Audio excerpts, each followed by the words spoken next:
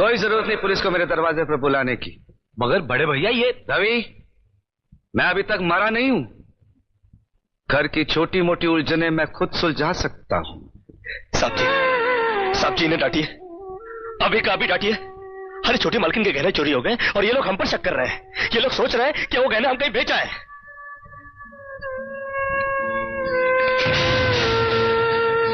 बाकी के रुपए कहां है कृष्णा? क्या क्या पूछा आपने साहब जी? मैं पूछ रहा हूं कि बाकी के रुपए कहां है? ये आप पूछ रहे हैं साहब जी अपने कृष्णा से? देखो कृष्णा, गलती हर इंसान से होती है। तुम मुझे सही सही बता दो कि गहने तुमने कहां बेचे, मैं तुम्हें कुछ नहीं कहूंगा। अब कहने के लिए बाकी क्या है साहब जी? एक छोटा सा सवाल पूछ के आपने बहुत कुछ कह दिया है साहब जी। कृष्णा, बात को आगे मत बढ़ाओ। बात आगे बढ़ चुकी है साहब जी, बात आगे बढ़ चुकी है। अब तो आप पुलिस को ही बुलाइए।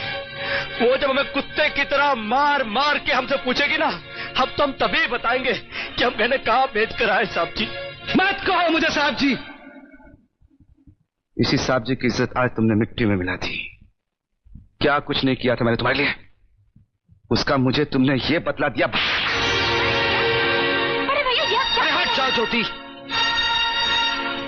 जिस दिन मेरी फैक्ट्री जलकर राख हो गई थी और मैं बर्बाद हो गया था, मुझे उतना दुख नहीं हुआ था कृष्णा जितना आज हुआ जब तुमने इस घर में चोरी की है। साहब जी, बचपन में जब हमारे माँ बाप मर गए थे ना और हम अनाथ हो गए थे ना, तब भी हमें इतना दुख नहीं हुआ था जितना दुख हमें आज हुआ है जब आपने हमें चोर कहा साहब जी।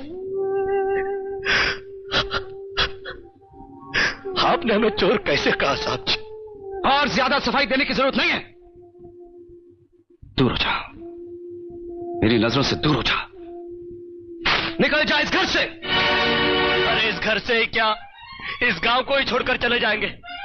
अरे मुझ अनाथ का क्या है, काट लेंगे अपनी जिंदगी कहीं भी।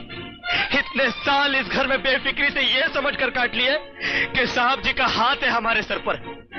हमको क्या है परवाह किसी बात की, मगर नहीं, अब हम जान गए कि इस दुनिया में अनाथ का कोई नहीं होता। हम जा रहे हैं साहब जी और इस घर में कभी नहीं आएंगे। अभी निकल जा। दोबारा इस घर की दहलीज में कदम भी रखा तो मेरा मरा हुआ मुंह देखेगा तू। अरे नहीं नहीं नहीं, मुझ नौकर के लिए अपने दिल को दुख देने की कोई जरूरत नहीं। मैं कदम भी नहीं रखूंगा यहाँ पर, कभी नहीं आऊंगा।